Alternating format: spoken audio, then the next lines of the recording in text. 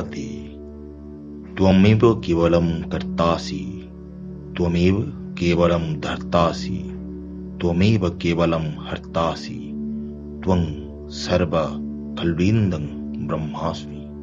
त्वं ब्रह्मा, त्वं विष्णु, त्वं रुद्र, त्वं इन्द्र, त्वं अग्नि, त्वं वायु, त्वं सूर्य, त्वं चन्द्रमास्तव ब्रह्म भूर्भुवः स्वरम्।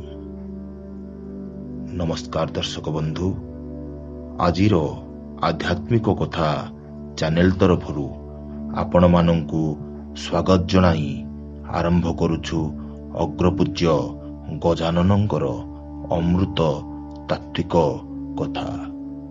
भाद्रव मास शुक्ल पक्षर चतुर्थी तिथि रे भगवान श्री गणेशंकर जन्म दिवस पड़े।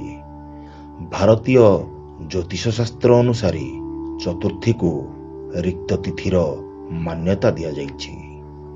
आध्यात्मिक कथा अनुसार चतुर्थी जीवन चक्रर प्रतीक अटे। श्री गणेशंक तत्वर एहा ही संकेत अटे।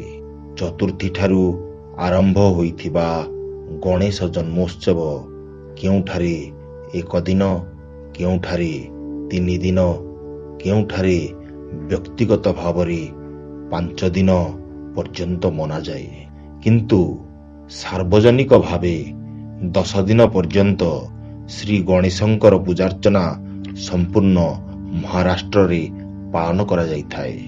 तापरे अनंत चतुर्दशी जेमिति अनंत यात्रार प्रस्तुति करी श्री गणेशंक विसर्जन करी जन्म मृत्यु चक्र को पूर्ण करी नुआ जन्मोत्सवर प्रतीक्षा कराई रंग बिरंग स्वप्न को आम निकटरे सजाई देई थाए।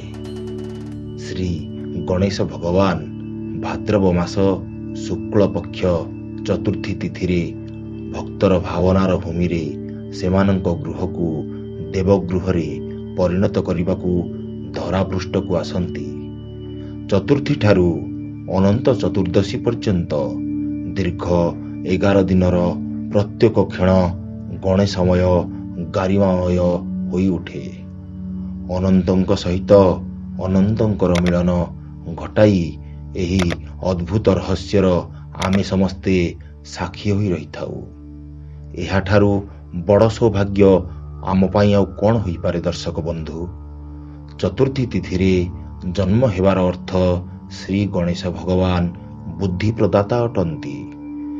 जाग्रत, स्वप्न, सुसुप्ति ओ तुर्य एही 4 अवस्थारे तुर्य हेउछि ज्ञानर अवस्था। तेणु ज्ञान प्रदान करुथुबा देवता गणपति चतुर्थी रे जन्म हेबा भावसंगत अटे।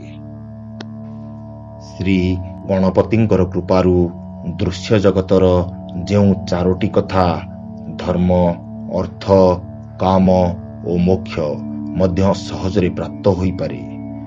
श्री गणपति निजर परिवार वर्ग रिद्धि सिद्धि शुभ लाभंकु धरी धरापृष्ठ को मंडन करती। स्वस्तिक चिन्ह गणपतिंक स्वरूप अटे, जार 4टी रेखा गणेशंक पत्नी पुत्रंक सहित पूर्ण परिवारर उपस्थिति रे मंगल सूचक अटे। श्री गणपतिंकर बीज मंत्र गं अटे। श्री अथर्व शीर्षरे 6 नंबर श्लोक रे श्री गणेशंकु अवस्थात्रयातीत बोली कहा जाइछि। अवस्था कहिले जहा मु आगरु कहिछि जाग्रत, स्वप्न एवं सुसुप्तिर अवस्था। एही 3 अवस्था को जेतेबेले आमर चेतन मन पूरा जानी दियाई थाए, तेबे चतुर्थ अवस्था तुरीय अवस्थार ज्ञान मिल जाई थाए। श्री गणेश चतुर्थी एही तुरीय अवस्थार संकेत अटे। भगवान गणेश जन्म नहीं मध्य अजन्मा, कारण से सर्वदा तुरीय अवस्थारे रुहंती एवं ବାହ୍ୟ ଜଗତର ମାୟାକୁ ସ୍ପଷ୍ଟ ଭାବରେ ଦେଖନ୍ତି ଏବଂ ବୁଝନ୍ତି। ତୁରୀୟ ଅବସ୍ଥା ହେଉଛି ଆତ୍ମତତ୍ଵର ସାକ୍ଷାତକାର। ଶ୍ରୀ ଗଣେଶ ଚତୁର୍ଥୀ ପ୍ରତିବର୍ଷ ଆମକୁ ଆତ୍ମତତ୍ଵର ସାକ୍ଷାତକାର କରାଇଥାଏ। ତେବେ ଦର୍ଶକ ବନ୍ଧୁ, ଅନନ୍ତ ବ୍ରହ୍ମାଣ୍ଡର ନାୟକ ଶ୍ରୀ ଗଣପତିଙ୍କର ସବୁ କଥା ଉପସ୍ଥାପନ କରିବା ସମ୍ଭବ ନୁହେଁ। ତେଣୁ ବିଶାଳ ସାଗରରୁ କିଛି ବାଲିରେଣୁ ଆପଣଙ୍କ ନିକଟରେ ଶ୍ରୀ ଗଣେଶ ଚତୁର୍ଥୀର ଉଦ୍ଦେଶ୍ୟ ବର୍ଣ୍ଣନା କଲୁ। ଯଦି ଆମ କଥା ଆପଣଙ୍କୁ ଭଲ ଲାଗିଥାଏ ତେବେ ଲାଇକ୍, ସେୟାର, କମେଣ୍ଟ କରନ୍ତୁ ଏବଂ ଏଭଳି ରୋଚକ କଥା ଶୁଣିବା ପାଇଁ ଆମ ଚ୍ୟାନେଲ ଆଧ୍ୟାତ୍ମିକ କଥାକୁ ସବସ୍କ୍ରାଇବ କରନ୍ତୁ। ଦେଖାହବ ପରବର୍ତ୍ତୀ ଏପିସୋଡରେ। ସେ ପର୍ଯ୍ୟନ୍ତ ବିଦାୟ ନେଉଛି। ହରି ଓମ୍ ତତ୍ସତ୍।